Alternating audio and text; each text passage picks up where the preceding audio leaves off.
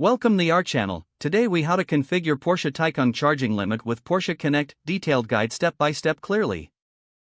To configure the Porsche Taycan charging limit using Porsche Connect, first, ensure your vehicle is connected to the app. Open the Porsche Connect app on your smartphone. Log into your Porsche account if prompted. On the home screen, locate the section labeled Charging. Tap on Charging to access your vehicle's charging settings.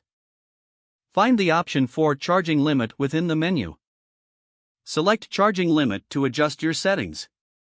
You will see a slider or input field for setting the limit.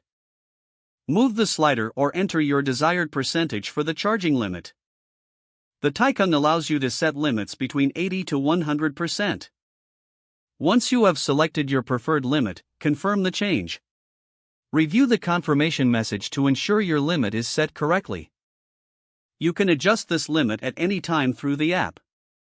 To finalize the configuration, return to the home screen of the app. Your charging limit is now configured in the Porsche Taycan. Make sure to keep your Porsche Connect app updated for the best experience. Check your vehicle's settings regularly for any adjustments needed. You're now ready to manage your Taycan's charging according to your preferences.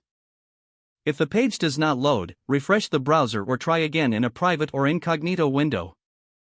Make sure you are using the correct email address, then retype it carefully to avoid small typos.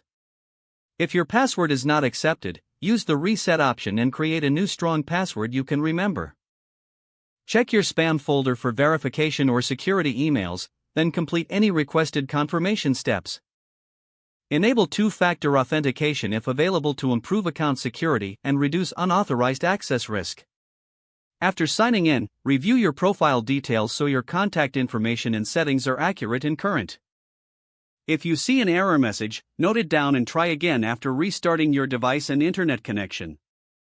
Log out when you finish, especially on shared devices, to keep your account and payment information secure. If the page does not load, refresh the browser or try again in a private or incognito window. Make sure you are using the correct email address, then retype it carefully to avoid small typos. If your password is not accepted, use the reset option and create a new strong password you can remember. Don't forget to like this video and subscribe to our channel for more step-by-step tech guides.